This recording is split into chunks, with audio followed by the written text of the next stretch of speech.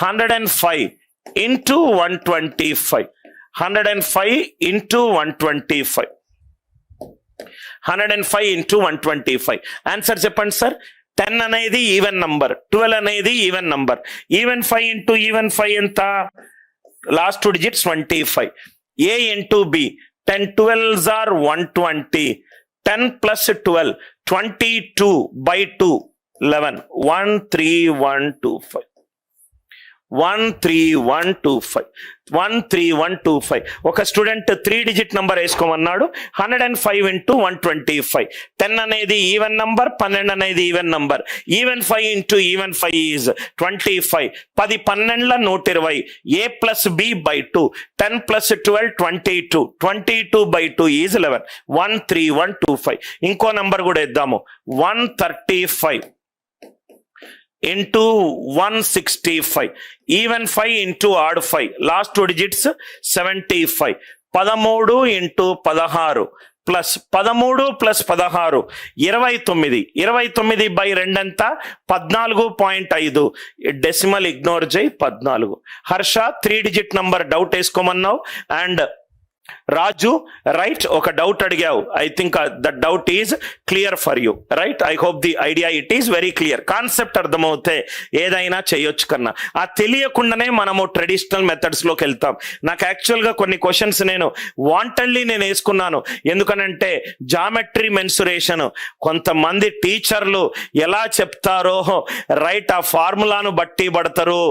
Geometry mensuration కష్టం అంటారు. ఈ క్వశ్చన్ చూడండి సార్, ఈ క్వశ్చన్ చూడండి.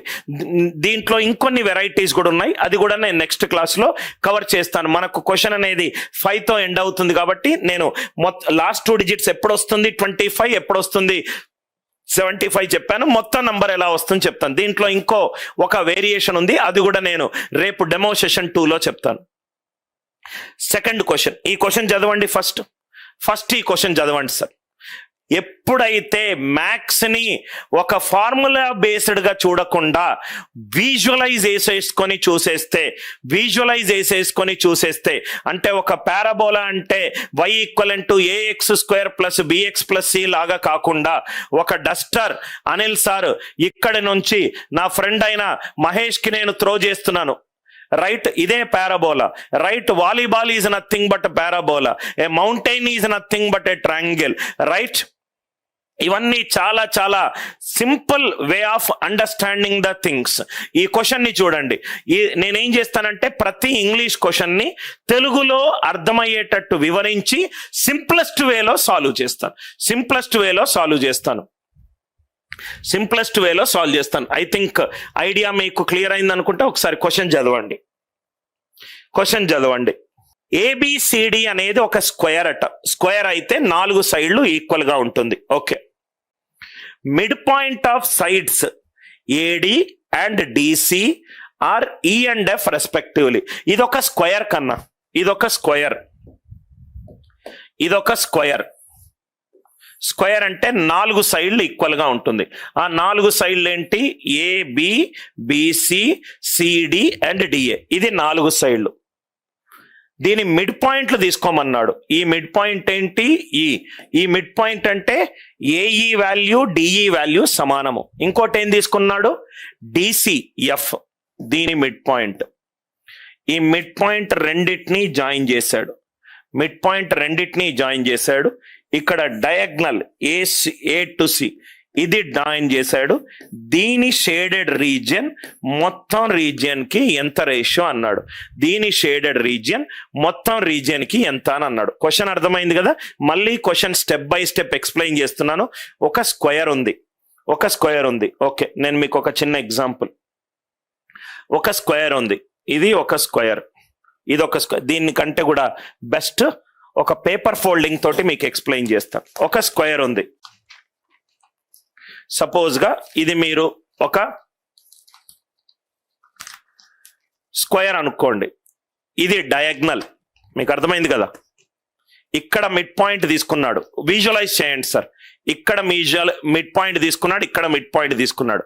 దీన్ని కలిపాడు. అర్థమైంది కదా? రైట్? ఏం చేయొద్దు, పనికి మాలిన ఫార్ములాలు ఏం యూజ్ చేయొద్దు. నాకొక పేపర్ ఉన్నది ఇట్లా, ఈ పేపర్ స్క్వేర్ అనుకుంటా, ఇది డయాగ్నల్. ఏం చెయ్యను, ఈ పేపర్ని డయాగ్నల్ గుండా ఫోల్డ్ చేస్తా, డయాగ్నల్ గుండా చక్కగా ఫోల్డ్ చేస్తాను. సో ఈ ఫోల్డ్ చేసి నేను మడుస్తే మీరు ఆలోచించండి, ఇది పేపర్, ఇది డయాగ్నల్. ఈ పేపర్ని డయాగ్నల్ గుండా మడిచాను, మడుస్తే ఏమవుతుంది, ఇదే ఫిగర్ ఇలా ఫామ్ అవుతుంది. ఉన్నారా? Yes or no? ఇదే డయాగ్నల్, ఇది డయాగ్నల్, ఇదే డయాగ్నల్ని నేను డయాగ్నల్ గుండా ఇట్లా ఫోల్డ్ చేస్తే అటువైపు ఉన్నది ఇటువైపు వచ్చేస్తుంది కదా. Yes or no? అటువైపు ఉన్నది ఇటువైపు వచ్చేస్తుంది. అయిపోయింది ఆన్సర్. ఏం ఏరియా స్క్వేర్లు ఏం ఫార్ములా లేవు. పేపర్ ఫోల్డింగ్ చేశాను, ఈ రెండింటిని కనెక్ట్ చేస్తున్నా, ఈ రెండింటిని కనెక్ట్ చేస్తున్నా. నాకు ఈ షేడెడ్ రీజియన్ కావాలి. ఇది ఒక రైట్ యాంగిల్, ఇది రెండో రైట్ యాంగిల్, మూడో రైట్ యాంగిల్, నాలుగో రైట్ యాంగిల్, ఐదో రైట్ యాంగిల్, ఆరో రైట్ యాంగిల్, ఏడో రైట్ యాంగిల్, ఎనిమిదో రైట్ యాంగిల్. ఎందుకు రైట్ యాంగిల్ సార్? ఇది 90 డిగ్రీస్ స్క్వేర్. స్క్వేర్ లో ప్రతి edge point 90 degrees, 90 degrees, 90 degrees. Sir ఇదెందుకు సార్ 90? దీని నుంచి పర్పెండికులర్ డ్రాప్ చేస్తున్నా. 90 θ, 90 మైనస్ θ, 90 అట్లనే వచ్చింది. ఇది కూడా 90 రైట్, ఇది కూడా 90, ఇది కూడా, ఇక్కడ కూడా 90. ఇవి పర్పెండికులర్లు. మళ్ళీ ఎక్స్ప్లెయిన్ చేస్తున్నాను. ఒక పేపర్ తీసుకున్నాను, ఈ పేపర్లో డయాగ్నల్స్ ఇట్లా ఉంటాయి, మిడ్ పాయింట్స్ ఏమో ఈ రెండు. ఈ పేపర్ని అటుపక్క ఫోల్డ్ చేశాను, ఇది ఇటుపక్క వచ్చింది. Yes or no? ఈ రెండింటిని జాయిన్ చేశాను పర్పెండికులర్స్ తోటి. మొత్తం ఎన్ని వచ్చాయి ఫిగర్లు? 1 2 3 4. మీరు ఆలోచిస్తే ఇదే పేపర్ నేను ఇక్కడ నుంచి ఫోన్ చేస్తే పైన 4 కింద 4. Yes or no? పైన 4 కింద 4. నాకు కావాల్సిన పోర్షన్ ఏంటి? ఈ పోర్షన్ కావాలి నాకు. అదే కదా అడిగింది, ఈ పోర్షన్. ఈ పోర్షన్ లో ఎన్ని ఉన్నాయి?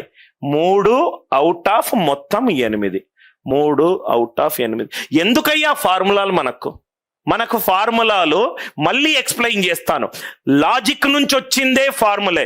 ఎవరైనా మీకు బెటర్ మెథడ్ చెప్తే ఆ బెటర్ మెథడ్ అనేది ఆ టీచర్ క్లాసులో 5 సార్లు చెప్పి ఒక స్టెప్ ఎలిమినేషన్ అప్రోచ్. ఒక మంచి టీచర్ అలానే చెప్తాడు.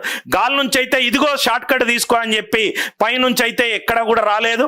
Right? Are you all with me? Right? Once you are very, very good in concepts, maths for me is a subject of increasing your intellectuality.